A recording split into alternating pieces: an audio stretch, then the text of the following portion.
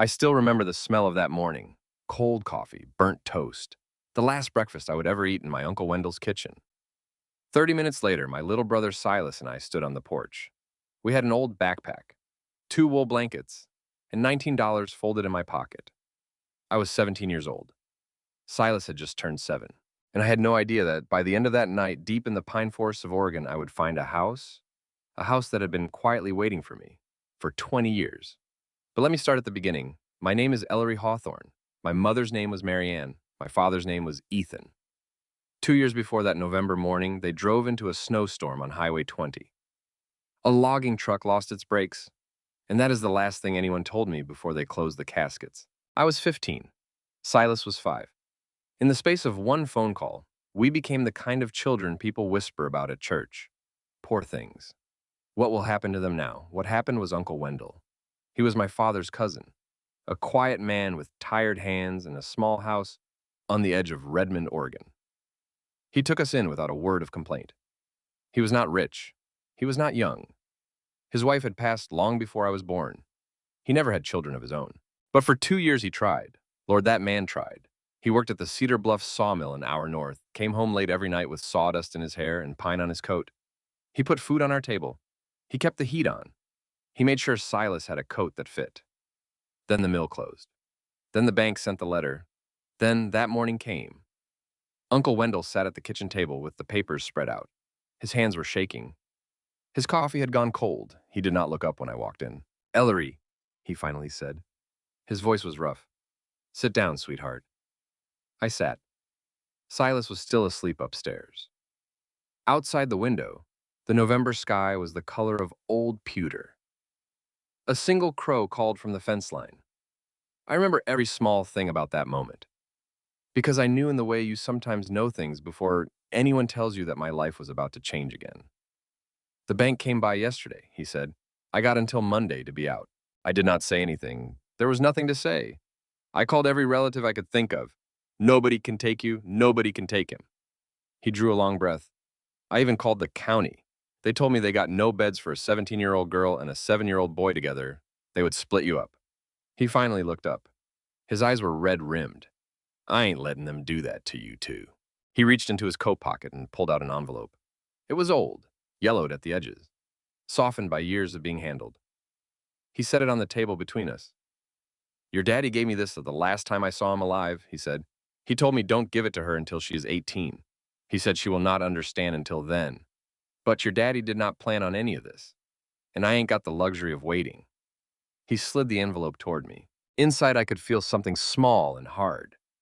When I opened it, a brass key fell into my palm. An old key, the kind you do not see anymore. Below it was a folded piece of paper, thin as onion skin, a hand-drawn map, and 3 words in my father's handwriting: Thorne Farm, Cedar Bluff. I looked up at Uncle Wendell. "Who is Thorne?" I asked. He closed his eyes for a long moment. When he opened them, they were wet. "Your grandfather," he said. "Ezra Thorne, your daddy's father. He is out past Cedar Bluff, up in the Cascade Pines. Been out there his whole life." Why did I never meet him? Uncle Wendell shook his head slowly. "Your daddy and him had words long time ago, before you were born. Your daddy left Cedar Bluff when he was 19 and never went back. He would not even say the man's name out loud." He leaned across the table. "But sweetheart, listen to me. Whatever they said to each other, that was between them. That old man out in those pines had nothing to do with what you and your brother deserve. You are his blood. That house was your daddy's boyhood home, and it is more of a home than the street will ever be. Now I want you to pause with me, just for a moment, because if you have ever sat at a kitchen table and been told your whole world was about to change, you know how quiet that room got. You know how loud your own heartbeat can sound when nobody else is speaking.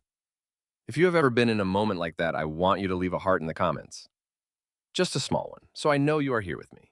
And if this story is already finding a way into your heart, please subscribe so you can walk this road with me all the way to the end. Because what Silas and I found out there in those pines, well, it was not what any of us expected. I packed our things in 20 minutes. 2 blankets, half a loaf of bread, a can of peaches, my father's pocket knife, the one with the deer horn handle, a framed photograph of the 4 of us at Silver Falls the summer before the accident, Silas's small stuffed rabbit that he still slept with, though he would never admit it. One change of clothes each. The envelope tucked into the inside pocket of my coat. Uncle Wendell drove us to the Greyhound station in Bend. He did not talk the whole way. When we got there, he bought 2 tickets to the last stop his savings could cover. Cedar Bluff, Oregon. Population 2,800. Population in 3 hours, 2,802. He hugged Silas so tight I thought he might crack a rib. Then he turned to me. He held me by the shoulders and looked me straight in the eyes. You are stronger than you know, Ellery girl. Your daddy was stronger than he knew too. You come from stubborn people. Do not you forget that. Uncle Wendell? I whispered. Are you going to be all right? He gave me the smallest smile. I always land on my feet. Always have. You take care of that boy, and you go find your grandfather's place. You promise me. I promise. The bus pulled away at 10:40 in the morning. I watched him standing there in his old canvas coat, one hand raised, getting smaller and smaller in the window until the highway curved, and he was gone. Silas held my hand the whole ride. He did not ask where we were going. He did not ask when we were coming back. 7 years old is old enough to know when questions do not have answers. Cedar Bluff is one of those little Oregon towns that sits at the edge of the world. The Cascade Mountains rise up behind it like a wall of dark green. The main street runs out 6 blocks. A diner, a feed store, a hardware store, a Methodist church with a white steeple, a gas station with 2 pumps. That is about it. The bus dropped us off in front of the diner just as the sun was starting to slide down toward the mountains. It was a little past 3 in the afternoon. The air smelled like wood smoke and cold pine. I unfolded the map my father had drawn. It showed a road called Pinewood Trace, running north out of town, up into the trees. At the end of the road, he had drawn a small square. Next to it, a single word, home. I looked at that word for a long time. Then I took Silas's hand, and we started walking. For the first mile, we passed a few small houses with smoke coming from their chimneys. Then the houses stopped, and it was just us and the trees. The pines rose up on either side of the road, so tall they seemed to hold the sky up. The road was muddy in places. Silas's boots got heavy with it. He did not complain, but I could see his little jaw was set tight.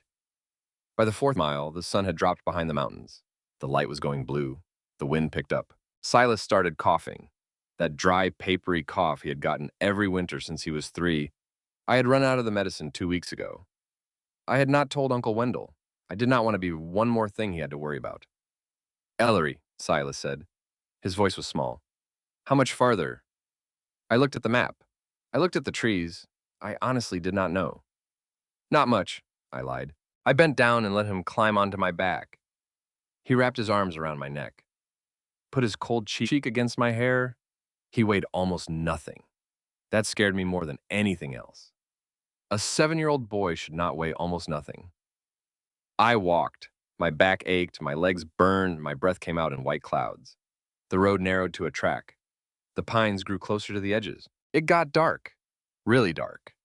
The kind of dark you only get out in the woods where there are no streetlights and no houses. Just the moon slipping in and out of clouds, and the sound of my own boots on the frozen mud, and then I heard it, a branch cracking behind us. I stopped. I turned around slowly, not wanting to alarm Silas. There was nothing there, just the road empty and moonlit disappearing back down the hill. But when I looked down, I saw them. Boot prints. Fresh, larger than mine, pressed into the soft edge of the mud right beside my own tracks. Someone had been walking behind us. I did not tell Silas. I just started walking faster. The road forked. My father's map showed a smaller trail branching off to the left, marked with a small drawing of a pine tree with 3 branches. I found the tree, still there, 30 years after he had drawn it. I took the left fork. The trail was narrower, overgrown. Weeds brushed my knees. Silas was quiet on my back. He had fallen half asleep, his breath warm and shallow against my ear. Then the trees opened up. I stopped so fast that Silas woke and lifted his head. In front of us, the forest gave way to a clearing. Not a small clearing, a big one. Maybe 60 acres of rolling meadow, an old orchard silvered by moonlight. And at the center of it, standing quiet against the sky, was a house. Not a cabin, not a shack. A real house. 2 stories tall, white clapboard peeling in long strips like the skin of a sunburn. A wraparound porch that sagged in the middle. A stone chimney rising up out of the roof. Behind the house, a barn tilted a little to one side, but still standing. A grain silo. A collapsed corral. Fence lines running out into the meadow broken and lost. And rows of what had once been a garden. Straight and careful. Now buried under the tall, dead weeds of years. Someone had lived here. Someone had loved it. And then, someone had gone away. Silas whispered against my ear, "Ellery, is that our house?" I did not know how to answer him. I just walked. One foot in front of the other, up the long dirt drive, toward the porch. The porch steps groaned under my weight. The front door was closed, but not locked. I set Silas down. I turned the knob. It gave. The door swung inward with a long, slow creak that seemed to echo through the whole house. The smell hit me first. Not bad, just old. Wood smoke that had settled into the walls over years and years. Dust, dried lavender. Something faintly like apples. The smell of a house that had been closed up, but not abandoned by heart. I found a box of matches on the mantel and struck one. In the flare of light, I saw the front room, a stone fireplace, a rag rug faded to brown, a wooden rocking chair with a knitted afghan folded on the seat, an old upright piano against the far wall, a staircase leading up to the second floor, everything covered in a soft, gray blanket of dust, undisturbed for months. On the mantel above the fireplace, there was a picture frame lying face down. I do not know why I walked to it first. Of all the things in that house, I could have looked at anything, but something pulled me across the room. I picked up the frame, I turned it over, and my legs went out from under me. It was a photograph of my parents, my mother, young and laughing, her hair down around her shoulders, my father, 20 years old maybe, tanned and smiling with his arm around her waist. They were standing on the porch of this house, the same porch I had just walked across. On the back of the frame, in a slow, careful hand that was not my father's, someone had written 5 words, Ethan and Marianne Summer. 8. I sat down on the dusty floor with the frame in my lap. I could not breathe. My father had grown up here, this house, this porch, this land, this was where he had come from. And someone had kept his picture on their mantel, kept it up. All these years, waiting. I heard Silas cough behind me. I remembered where I was. I remembered what I needed to do. I got up. I found the wood stove in the kitchen. Beside it, tucked under a scrap of canvas, was a small stack of dry firewood. Not much, enough for one night. I lit it with the third match. The fire caught. Warmth began to bloom into the room.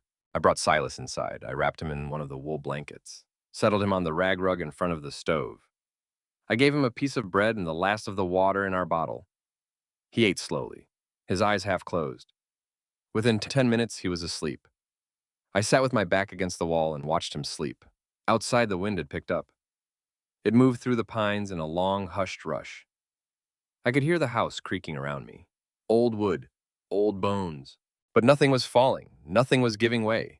Whoever had built this place had built it to last. I took the envelope from my coat and opened it under the firelight. Beyond the brass key and the map, there was one small folded slip of paper I had missed before. On it, in Uncle Wendell's handwriting, 3 sentences.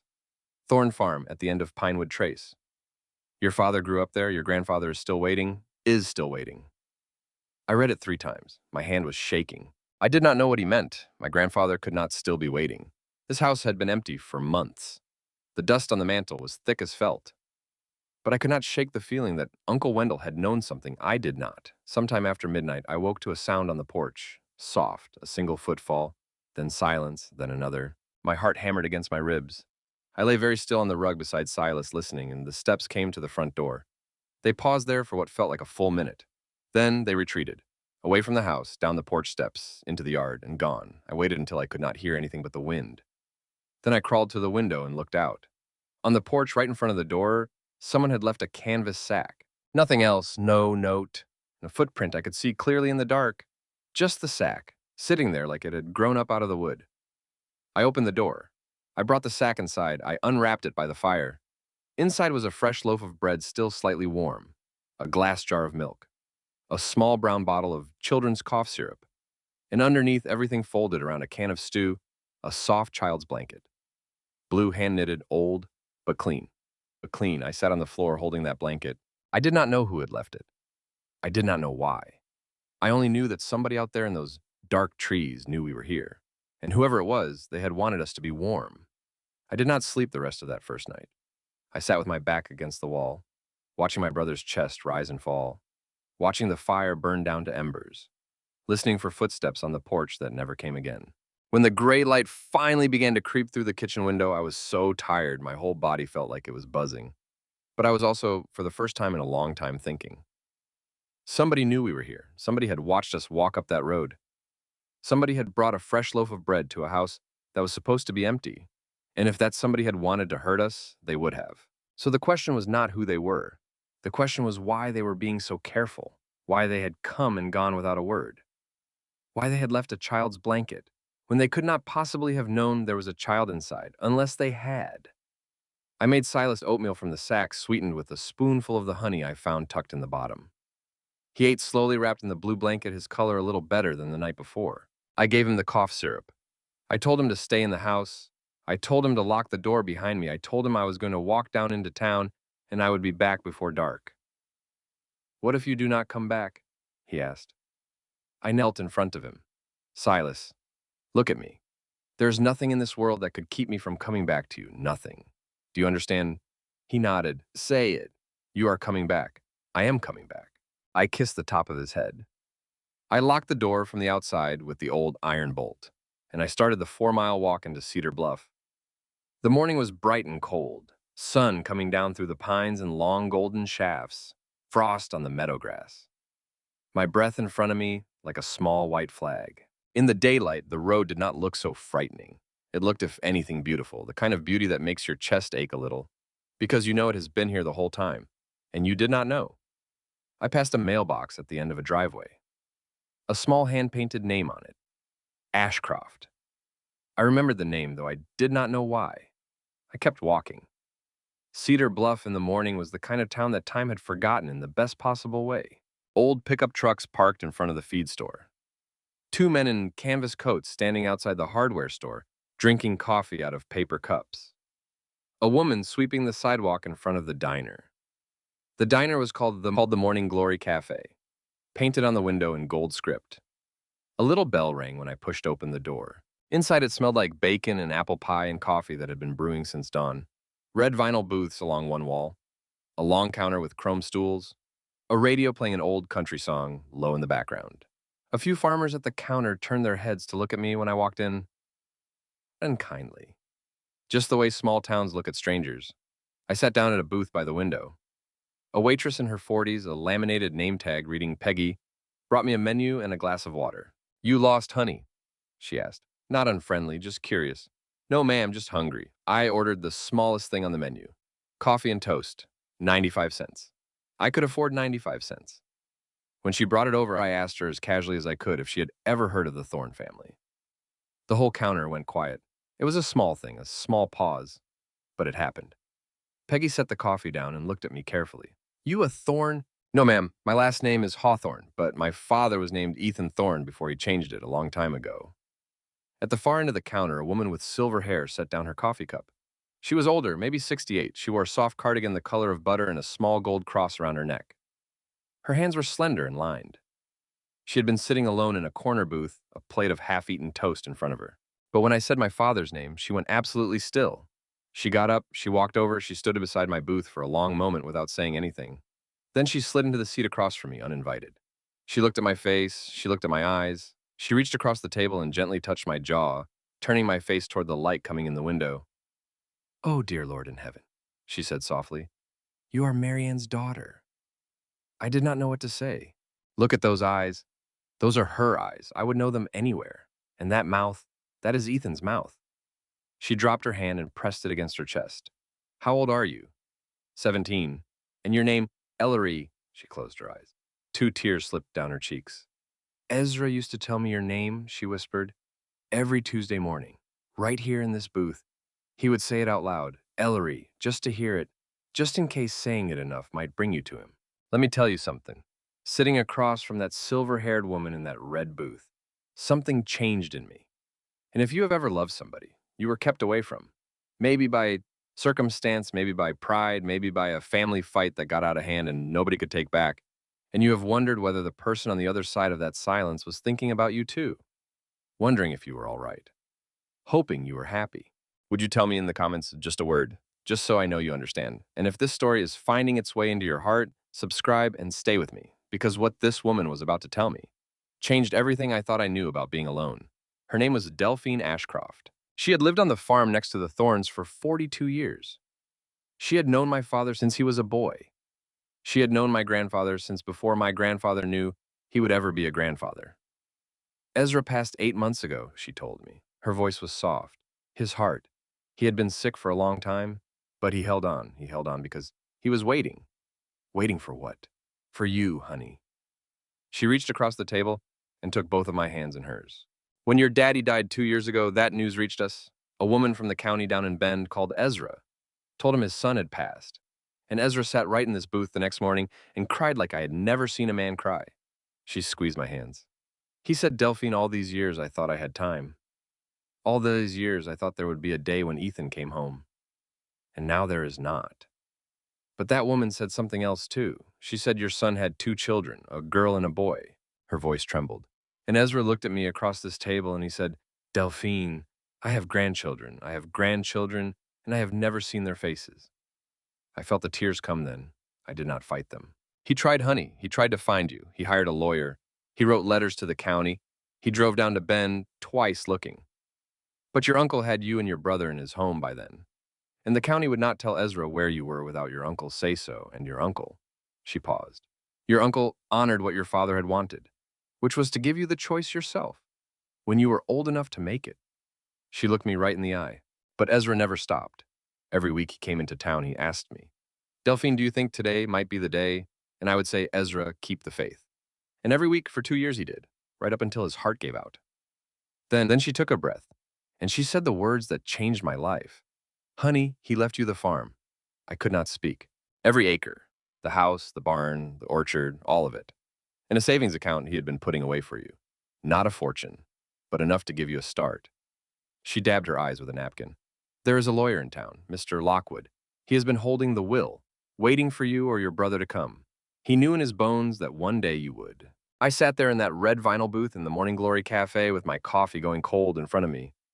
And I cried the kind of tears you cry when you find out you were loved all along, and you never knew. Delphine walked me to Mr. Lockwood's office herself. It was above the hardware store, up a narrow flight of stairs with a wooden banister worn smooth by 60 years of hands. His door had a frosted glass window with his name painted on it in gold letters, Elias Lockwood, attorney at law. I was a tall, thin man in his 60s, round glasses, a soft gray suit. He stood up when we walked in. He did not seem surprised. He seemed, if anything, relieved. Miss Hawthorne, he said, I have been hoping I would meet you. He sat me down in a leather chair across from his desk. He opened a wooden filing cabinet. He pulled out a folder that was thicker than any folder I had ever seen.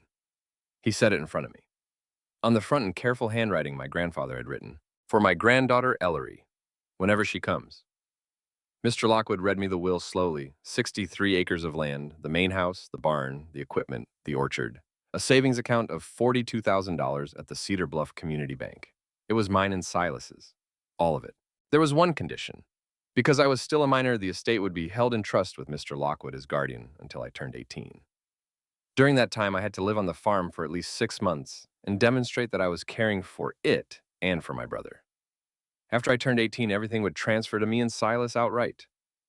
Your grandfather thought about this a long time, Mr. Lockwood said gently. He wanted to be sure you would have a home, not just money, a home. He handed me the brass key. Or rather, a key that looked just like the one Uncle Wendell had given me. When I took my key from my pocket and laid the two of them side by side, they were identical. Your uncle knew, Mr. Lockwood said quietly. Your father must have given him a copy years ago, in case. I thought about Uncle Wendell then. Sitting alone in a house he was about to lose, reaching into his coat for an envelope he had kept safe for 2 years. I understood in that moment that my father had not really wanted to keep me from my grandfather. He had wanted to give me a choice, when I was old enough to make it. Mr. Lockwood told me one more thing before I left. There is something in the cellar of the house, Miss Hawthorne. Your grandfather asked me to tell you. He said tell her to look under the floor of the kitchen pantry when she is ready. I walked home that afternoon with Delphine's arm through mine. She insisted on coming. She said she wanted to meet Silas. She said she had been waiting to meet Silas for 8 months. When we reached the top of the drive and Silas came out onto the porch, still wrapped in the blue blanket, Delphine put her hand over her mouth. Oh, she said. Oh, sweet boy. Oh, he has Ethan's face.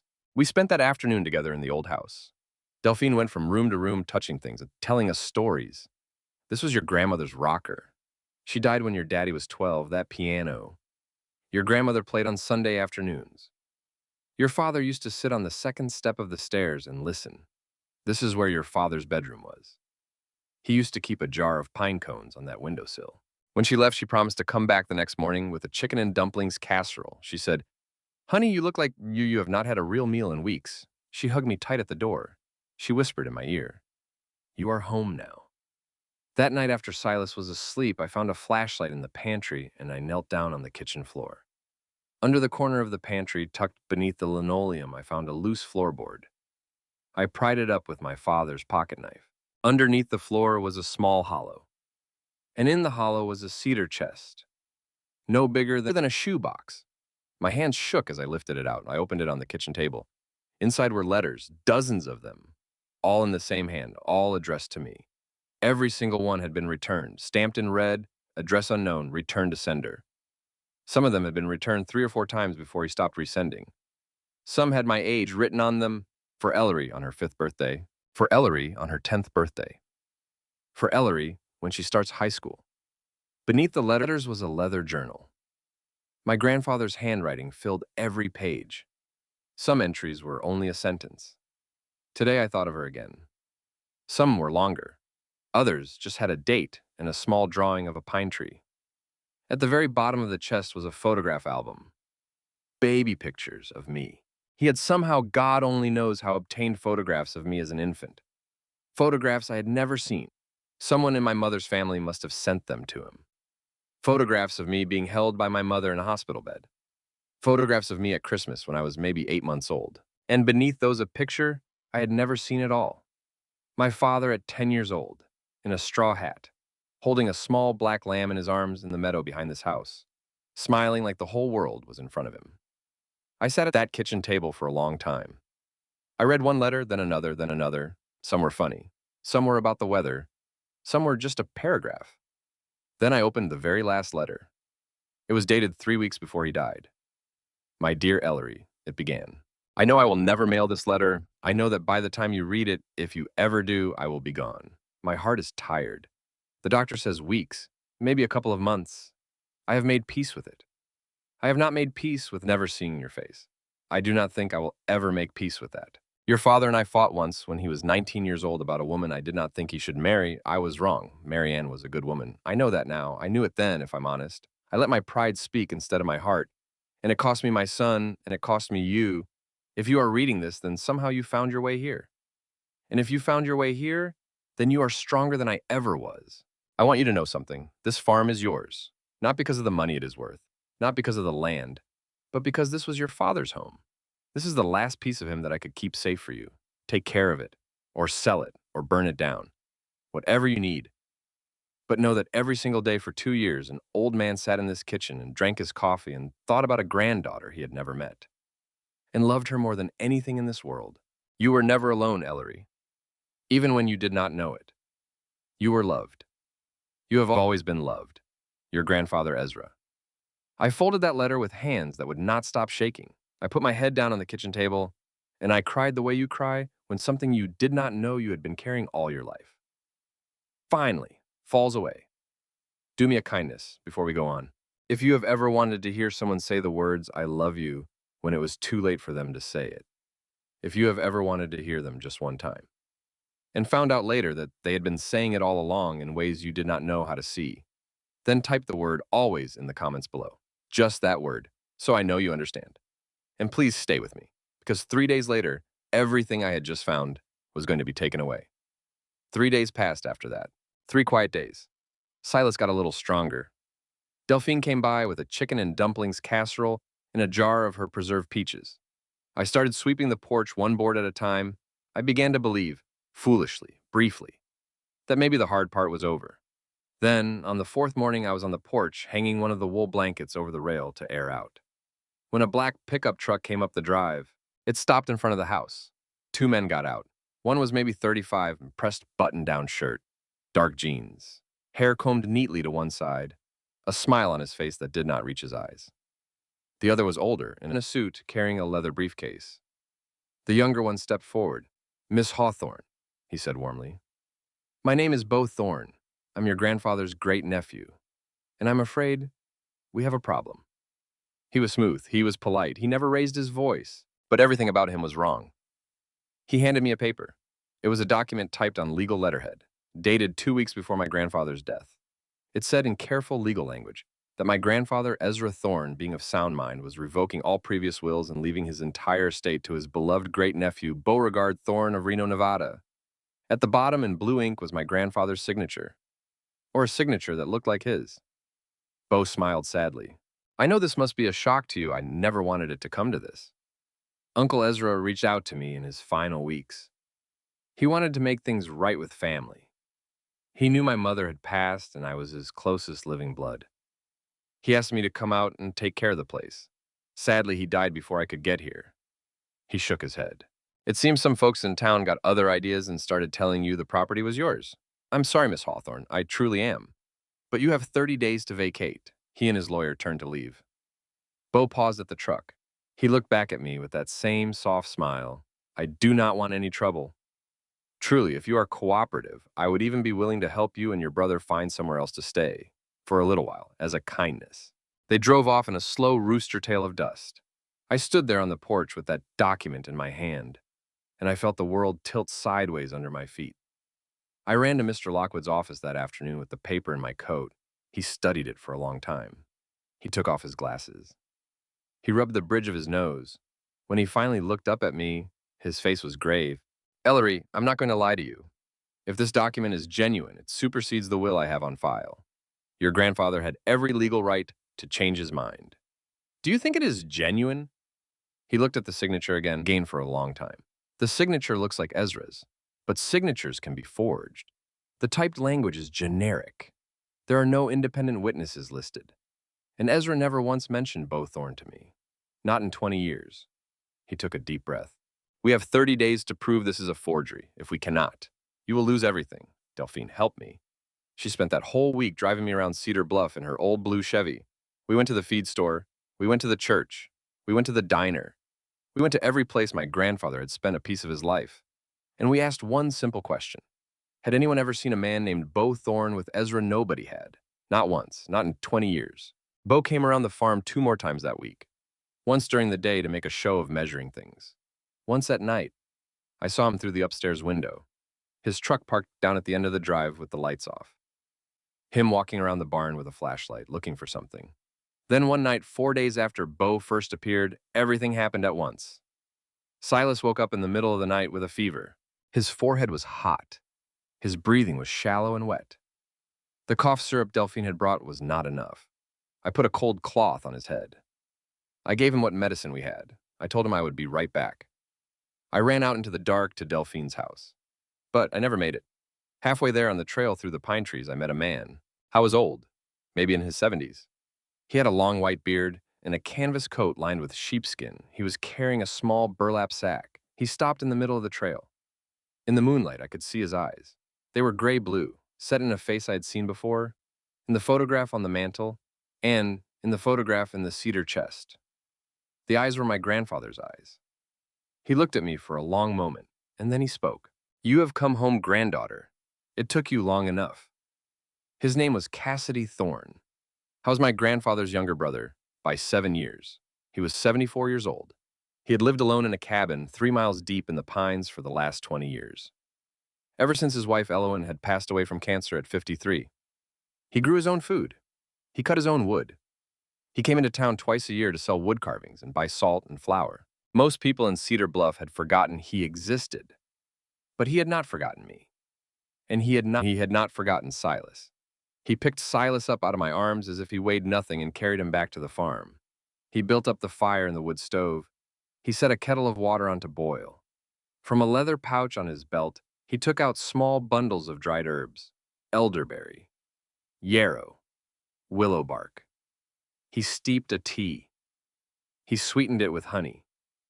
He cooled it in a chipped enamel cup, and he sat by Silas's bed all night. Feeding him a spoonful at a time, I sat across from him in the rocking chair. "How did you know we were here?" I whispered. He looked at me over the top of his cup. I saw you walk up the road that first night, followed the two of you, made sure nothing happened to you. When you got safely inside and lit the fire, I went home. Came back at dawn with bread and milk. That was you. That was me. Why did you not knock? I was quiet for a long moment. Then he set the cup down on the floor beside him and folded his old hands in his lap.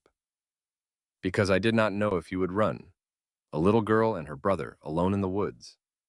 If an old man in a wool coat came knocking in the dark, you would have run. And there was nowhere for you to run to. So I did what my brother would have done. I fed you, I watched, I waited. He looked at Silas, who was breathing more easily now. My brother spent 2 years waiting for you. I told him, Ezra, you have to try harder.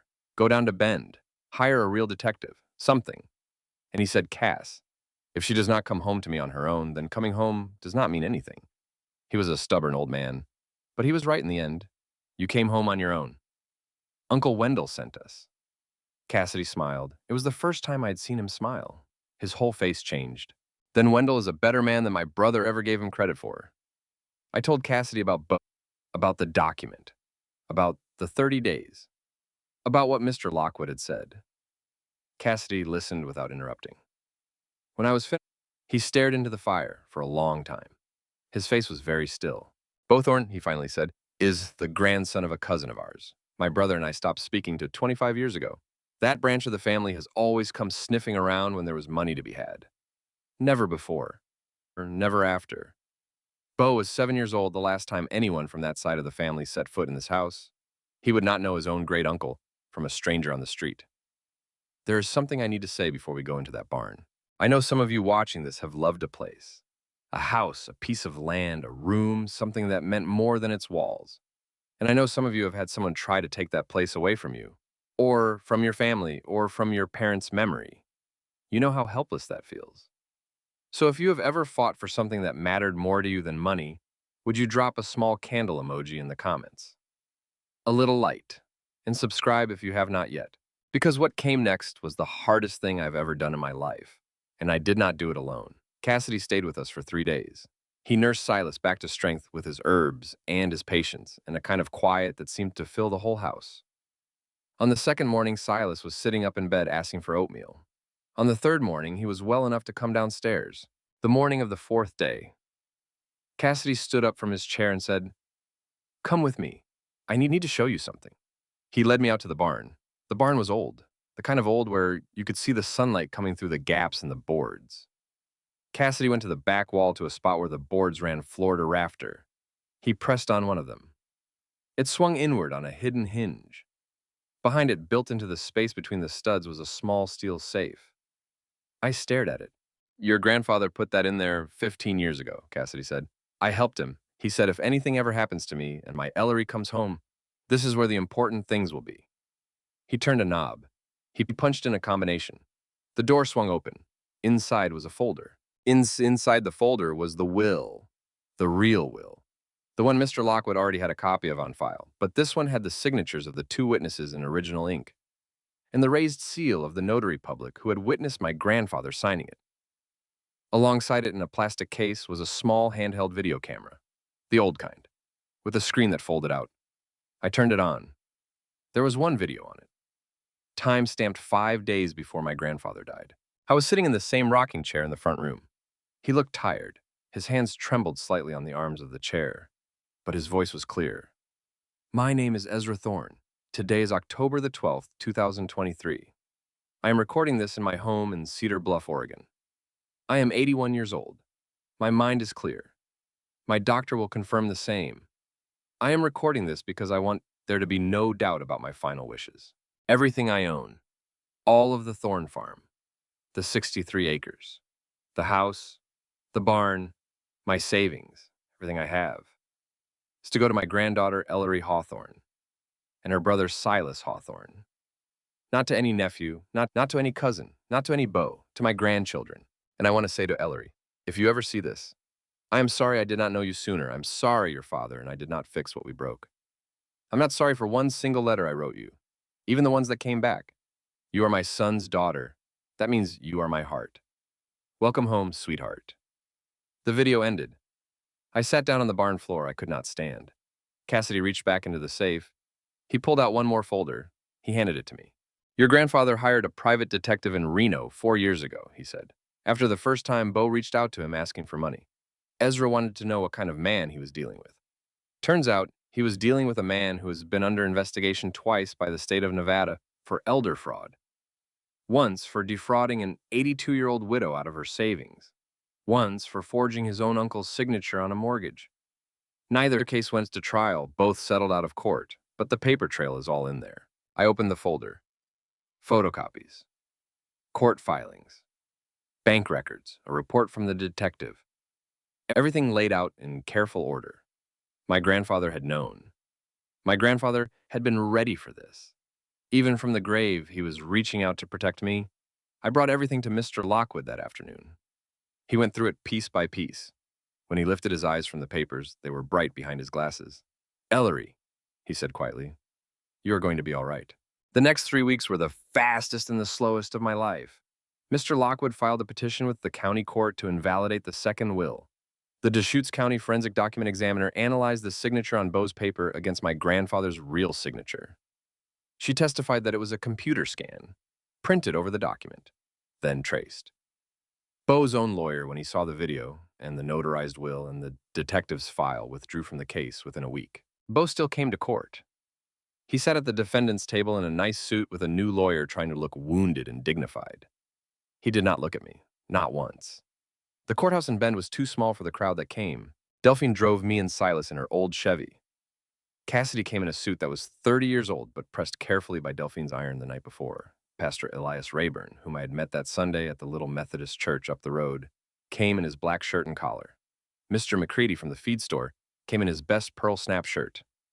Peggy from the diner closed the Morning Glory for the day and came still in her waitress apron because she said it made her feel like herself. There must have been 35 people from Cedar Bluff there. Farmers, neighbors, the postmaster, the old man who ran the hardware store. People who had known my grandfather for 60 years. People who had never met me. All of them there for me. One by one, they took the stand. Peggy talked about how Ezra sat in her booth every Tuesday morning and asked her if she thought today might be the day. Mr. McCready talked about how Ezra had ordered a new saddle 2 years before he died, saying that when his granddaughter came, he wanted her to be able to ride the horses. Pastor Elias talked about how Ezra had come to his office and asked him to keep a special prayer for a lost granddaughter every Sunday, and how the pastor had done so faithfully for 2 years. Delphine talked about the letters that came back stamped "Return to Sender," and how Ezra kept every single one because he said someday she's going to want to read them. By the time Delphine sat down, half the courtroom was crying, including the judge. Beau's lawyer did not even bother to cross-examine. The judge ruled from the bench. The second will was declared a forgery. The original will was confirmed and probated. The estate was ordered to be held in trust in my name, and Silas's with Mr. Lockwood as guardian until my 18th birthday. Beau was ordered to pay Mr. Lockwood's legal fees, and was formally referred to the district attorney's office for a possible fraud investigation. He got up and walked out of the courtroom without a word. The last I ever heard of him was 6 months later. He was arrested in Reno on separate charges of elder fraud. He is currently serving 3 years in a state facility. I do not think about it much. I hope he thinks about my Before I tell you about the last part, my favorite part, I want you to hear something. From my heart to yours. I know there is somebody watching this right now who is in the middle of a hard fight. Maybe not for a farm, maybe for your health, your family, your peace, a place at the table, your good name. And I want you to hear this. You are not fighting alone, even when it feels like it. There are people who love you that you have not met yet. There are people praying for you tonight that you will never know. And the story you are living right now is not over. If any of this reaches you, leave me one word below. Just one. Say the word home, so I know you are still holding on. And now, let me tell you how it ended. The next few months were the busiest of my life. The whole town of Cedar Bluff seemed to arrive at once. Pastor Elias organized what he called a barn raising, which turned out to be 45 people showing up on a Saturday morning with paint and hammers and casseroles. By sundown, the front of the house had been scraped and repainted white. The porch had been leveled. 3 broken windows had been replaced. The barn door had been rehung. Delphine spent the whole day in the kitchen with her friend Ruby, making pot roast and biscuits and apple pie enough to feed everyone. Silas ran barefoot through the meadow with 2 little girls from the church, laughing so hard I could hear him from the porch. That was the day I understood something. All those years I had thought I was alone. All those years I had thought Silas and I were the last two Hawthorns in the world. I had been wrong. Family is not just the people whose blood you share. Family is also the people who show up on a Saturday morning with paint and hammers, because you belong to their town now. Cassidy moved into the small cottage behind the barn a month later. He had lived alone in the woods for 20 years, and I think he was surprised by how much he had missed a table with more than one chair at it. He and Silas became inseparable. Cassidy taught him how to whittle, how to read the tracks of a deer in soft ground, how to tell the difference between a fisher and a marten by their prints. Silas started calling him Uncle Cass, and I stopped correcting him. Some names find their way to who they belong to on their own. Mr. Lockwood arranged everything for me legally. He helped me enroll in an online high school program so I could finish my senior year. The Cedar Bluff Community Foundation, which turned out to be a small group of local business owners who quietly funded scholarships for local kids, awarded me a grant to cover the program and books. Pastor Elias sat with me and helped me look at community colleges for the following year. He told me in the softest voice that God does not waste anything, not even hard years, and I chose to believe him. Delphine came by every Sunday afternoon for tea. She taught me how to cook, real cooking, pot roast in a Dutch oven, biscuits from scratch, apple pie with the apples from our own orchard. Her hands moved through my kitchen like they had been at home there for 40 years, which they had. She had cooked in that kitchen with my grandmother once upon a time. Your grandmother was my best friend, Delphine told me one afternoon. She was rolling out pie crust. When she died, I made a promise at her funeral that I would look after Ezra. And when Ezra passed, I made a promise at his funeral that I would look after his granddaughter, if she ever came home. I did not know when. But I knew you would, in here. She tapped her chest with a floury knuckle. I knew. Silas grew that winter and spring. He put on weight. His cheeks got color. His cough went away. He started laughing again. And I had not realized until I heard it how long it had been since I heard him really laugh. Uncle Cass taught him how to feed the 2 calves we bought with a small piece of the savings account. Delphine gave us 6 chickens, and Silas named every one of them. There was Petunia and Josephine, and one very small speckled bantam that Silas insisted on calling President Lincoln. I called Uncle Wendell the second week we were there. It took me 4 tries to get him on the phone. When he finally answered, I could hear how tired he was. He was staying in a motel outside of Redmond. He had not found new work. He had not asked for anything from anyone. Uncle Wendell, I said, I need you to come to Cedar Bluff. There was a long silence. Ellery, sweetheart, I cannot ask you to. You are not asking, I'm telling you. There is a cottage on this property. My grandfather built it for his ranch hand back in the 70s. It is empty. It is furnished. And I need someone to help me manage the cattle we are going to buy. Somebody with sense. Somebody who knows how to work with his hands. I could hear him breathing on the other end of the line. That is a lot of trust to put in a man who put you on a bus with $19, Ellery. You did not put me on a bus with $19, Uncle Wendell. You put me on a bus with a map and a key, and you are the reason I'm standing here right now. So you come home. He came 3 days later. Mr. Lockwood had a small trailer full of his belongings meet him at the bus station. He arrived at the farm with his 1 canvas coat and a bag of tools, and eyes that would not stop filling up every time he looked at Silas. Silas ran to him and hugged him around the knees, like he had never let go of him at all. Uncle Wendell settled into the little cottage. He fixed the sagging porch on the main house in 3 days. He built new fence lines all along the west pasture. He and Cassidy became the 2 quietest friends I've ever seen. They would sit on the porch after dinner, not saying anything for an hour at a time. And both of them seemed to think it was a very good conversation. Spring came slow and beautiful. The orchard bloomed pink and white in April. The meadow filled with wild lupine in May. In June, we bought a small herd of 6 head of cattle from a rancher 2 counties over. And Silas named every single one of them, despite my protest that we were going to eat them. 2 days before my 18th birthday, I asked Delphine to drive me to the cemetery. It was a small graveyard on a hill just outside of Cedar Bluff. An iron gate, a stone wall, oak trees older than anyone who was buried there. Delphine walked me to a plot in the back corner under a big pine that dropped its needles onto the graves like a slow, soft blanket. 2 headstones stood side by side. My grandmother, Rosemary Thorne, and my grandfather, Ezra Thorne. 1942 to 2023. Beloved husband, beloved father, beloved grandfather. Delphine had put those last 3 words there herself.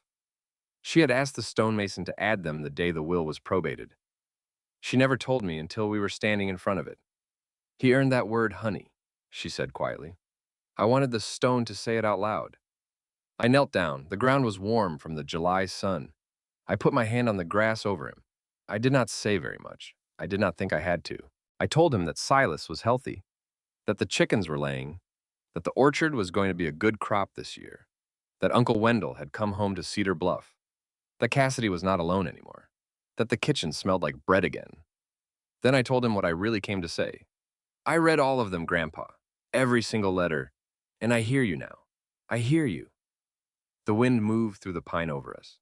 The needles came down soft on my shoulders. Delphine put her hand on my back, and I sat there, on the grass, over the old man who had loved me for 17 years without ever seeing my face. And I felt him. I felt him right there, like he was sitting on the grass beside me, like he had never left. I stayed until the sun started to go low. On the morning of my 18th birthday, Mr. Lockwood came out to the house with a folder full of papers, and I signed my name in the same place my grandfather had once signed his. The trust dissolved. The farm was mine, ours, Silas's and mine, and in every way that mattered, Uncle Wendell's and Uncle Cassidy's and Delphine's, and the whole town of Cedar Bluffs, too. That warm morning in late July, I stood on the porch of the house with a cup of coffee from the old percolator my grandmother used to use. The sun was coming up over the pines. The horses in the corral for now were moving softly in the golden light. In the meadow, I could see Uncle Wendell walking the fence line with his hands in his pockets. I could hear Silas laughing from around back where he was helping Uncle Cass feed the chickens. I could hear Delphine's Chevy coming up the drive with what she had already told me was her 3rd batch of blueberry muffins this week. I looked up at the new sign we had hung above the porch. Cassidy had carved it himself.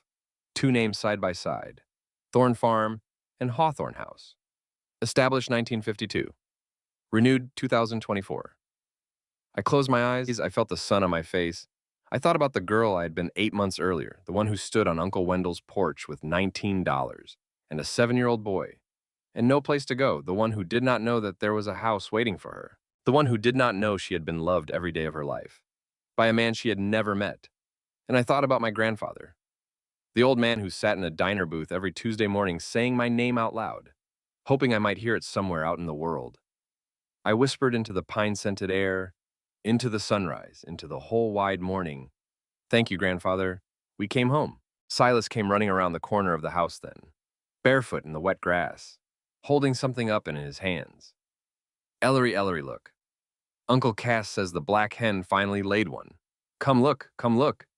I set my coffee down. I stepped off of the porch. I went to see. Sometimes the deepest woods hide the softest houses.